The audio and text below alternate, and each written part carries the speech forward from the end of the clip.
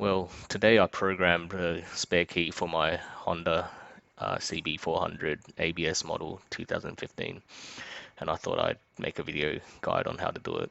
First off, I'd like to shout out to the guys at NetRider forums in Australia, especially to EV Man, who posted a guide step by step on how to do it. I've got a link to that post in the descriptions. I've also got in the descriptions timestamps of what I'm going to be talking about, so you can skip ahead if you already have a cable, or just look at the cable making part if you have a different model bike and the instructions on how to use the cable might be different for your model. But anyway, first off, Honda, I think early 2000 bikes started having this immobilizer system called HISS, and you need a key which is coded to match the ECU to be able to start the bike.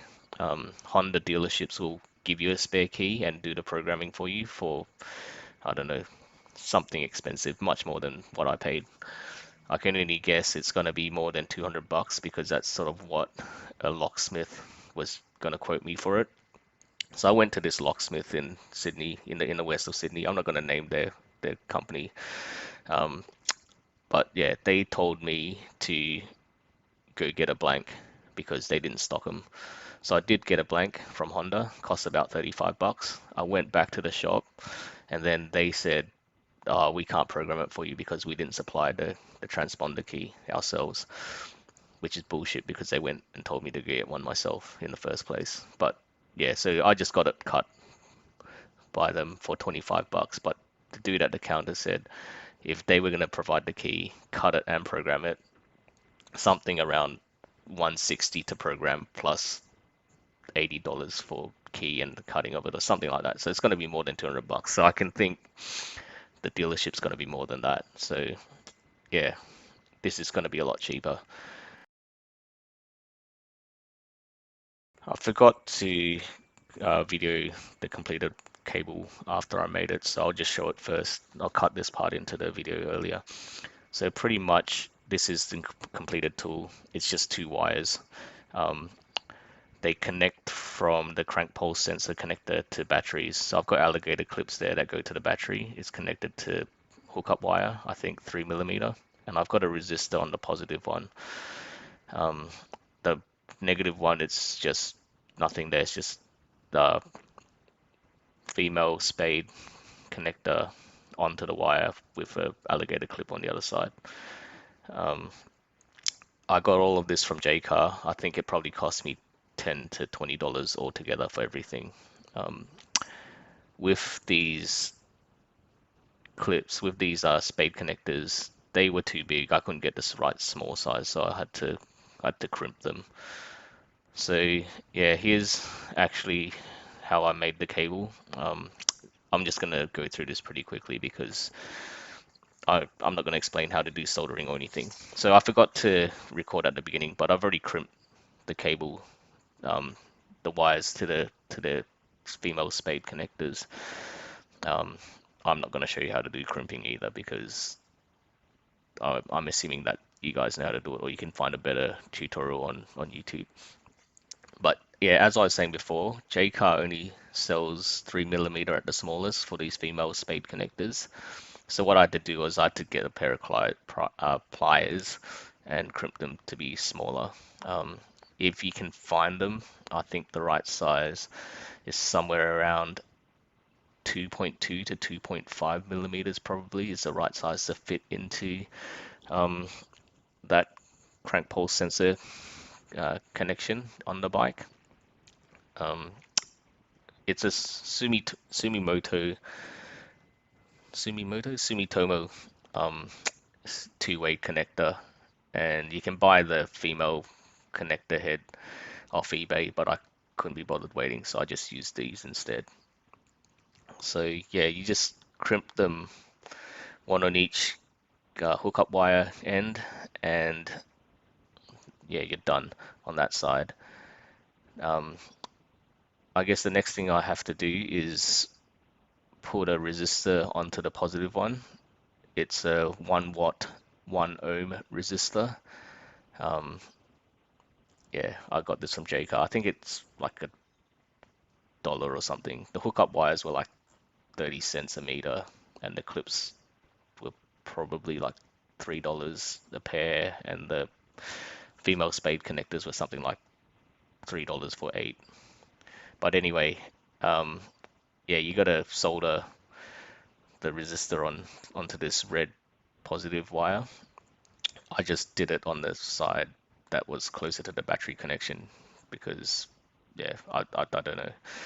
I just thought it's going to be the side that has nothing in the way. It's going to be the straighter part of the wire. So, yeah, you just cut the wire, strip the bits that you want to solder, and then fire up the solder and solder each end of the resistor to each half of the wire. And that's what it looked like. And I did one side really, really well, and one side looked like crap. But let's test it out. So if you got a multimeter, just test the resistor first, so on the inside of the soldering, just to see that it's not broken. So this is a 1 ohm. It should be about 1 ohm resistance, I think. Yeah, so this is reading 1.3. All right, and then you just test on the outside of the soldering just to see whether the soldering was right. And it should be similar. So yep, 1.3 again, that's good. So yeah, just to be clear what I was trying to do there. So I was just measuring on the inside of the solder, like so right next to the edges of the resistor itself, and then afterwards on the copper, on the cable, on the hookup wire itself. So that's how you tell whether you've done it right. Oh, and by the way, you can see on the left of this video just then I had the heat shrink wrap. So make sure you put that on before you start soldering, and also make sure it's big enough to fit the resistor. After you've done that, just solder the alligator clips on, and yeah, give it a tug to see that doesn't fall off. So yeah, once I did that, I shrank the heat shrink wrap with my wife's hair dryer. I didn't think this was going to work, so I just gave it a go anyway, and yeah, you just put it right against it and it's hot enough to shrink it. So while that's going, let's just do some quick maths. So what did I say? The alligator clips were about under $4, and the female connector 8-pack, which I only just used 2, were somewhere around the same price. So let's just say it was $8 for that, 30 cents each for cable, and about $1 or $2 for the resistor. So $11 plus the 35 for the blank key and 25 for cutting. It's about $70. Let's just say $70. That's way cheaper than what the locksmith that dicked me around quoted. Less than half the price, and Honda's probably going to charge even more than that. So that's about shrank. Well done, wife's hairdryer.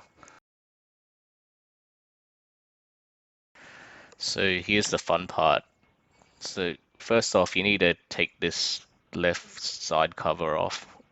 Well, first of all, you got to take the seat off, then you can take this side cover off. And the reason for that, why we're doing this, is because we want to get to that crank pulse sensor connector, which is this red bit that we can see. But yeah, make sure that you just follow this crank pulse sensor here, cable all the way up. Yeah, so this goes around up towards the center of the bike, just under the seat, near the battery and the ECU. And it generally is this red one, but just in case, just follow the crank pulse sensor wire. And yeah, if you got the right one, I think for most Honda bikes it's the same one. It's a Sumitomo two-way, and yeah, you can see that there's 2 pins there that we need to connect to. I'm not exactly sure which side goes to which, so I'm just gonna go negative on the left, positive on the right, and we'll see what happens. If it doesn't work, I'll just have to swap them around. So yeah, just plug them in like that. There's a sort of plastic in between that stops them from touching anyway. So it worked for me to just do it this way, I think. Otherwise, you could separate it with some tape. I guess wrap it around some tape on the edges so that they don't touch each other and short circuit. But yeah, anyway, you plug that in, make sure that it's not loose, and yeah, connect the other ends to the battery. So universally, I've done this guide the same as you know, proper standards. So black is generally on the negative or ground, and red is your positive wire. And red is, if you remember, was the one we have the resistor on. So there you go. I've plugged the black in, and now I'm going to plug the positive red on. Yeah, just yeah, just as long as you've got contact, it's enough.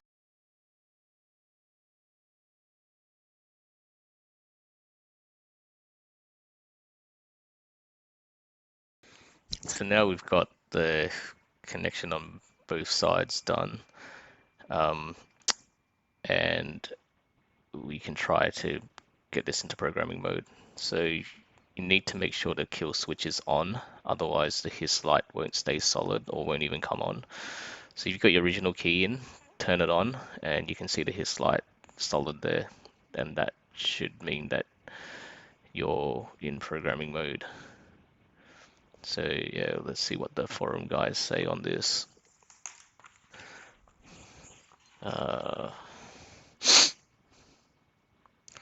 Yeah, so it's a matter of disconnecting the positive end for 5 seconds and then putting it back on. And if it works, the HISS light should flash and then stop. Or yeah, was it blink 4 times and stop? So let's try this.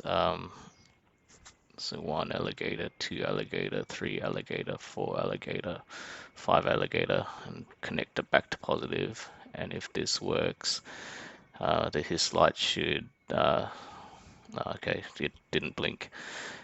Okay, that instruction must have been for the non-ABS model. My bike's an ABS model, so I need to follow a different set. These are EVman's guide on Netrider. So what's the difference for ABS? So I need to unclip the positive and make it touch the negative for at least 2 seconds. And I'm not sure whether it's somewhere between 2 to 5. So let's just try. Okay, so we're gonna take it off the positive, and 1 alligator, 2 alligator, 3 alligator, 4 alligator, 5 alligator, and we're gonna connect that back to the positive, and let's see. Ah, fuck, still not blinking. All right, I'll try this offline. A few moments later. Yeah, so I think that's done it. Yeah, see how it's blinking? That's what's supposed to happen. So I just did what I did before, gave it a few more goes. So you take it off positive, and I connected it to negative for 2 seconds, then back to positive, and that didn't work. And I tried it with 2, 3, 4, 5 seconds, and eventually I got it going. So once you're past that step, we can actually program the blanks now. So you're going to make sure when we do this, we take out the original key, keep the kill switch on, I think, and make sure we put the original key far away so that it doesn't interfere with the blanks programming. So let's just take that off, and I'll just chuck it here. It's like about, what's that, 3-4 meters, maybe 4-5 meters away. Should be far enough. It's like 2 car lengths away. So you just chuck in your blank key and turn it on, and if it works, it should blink like it was before. So that stop and then blink for 4 times, and then stop and blink for 4 times. Yeah, so I think that's done it. We'll give it a test later, and I don't know, but like on some sites they say you need to do it again for your original key as well. So I'll keep the kill switch on and take out my blank, my newly programmed one. It's not blank anymore. So I'll take that out and swap them back with my original one, so that they don't interfere with each other. I've got them far away still, and turn it on, and let's just see what happens. Okay, so the HISS light is on. Oh no. Okay, it started blinking. Okay, so yeah, so I'll take the cables out, connect the crank pulse sensor cable back in, and give the keys a test. Alright, so I sort of just plugged everything back and screwed a few things back together, but haven't really. I just put the crank pulse sensor cable back on and remove my DIY crappy cable that I had to make for this. So here's my original key, my blank. I'm going to move this like miles away so that this doesn't interfere.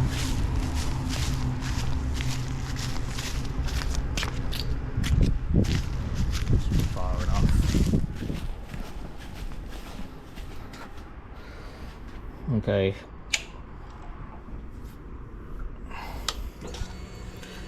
HISS light on and off. Starts up. Good. I'm gonna try it with the other one, with the new one.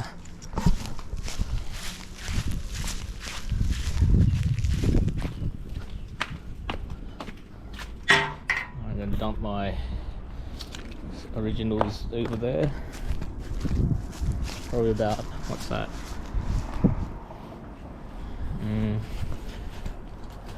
15 meters away, 10 meters away. Should be far enough. Okay, here we go. Key in. HISS is off. Ignition. Okay. HISS is off. There you go, spare key.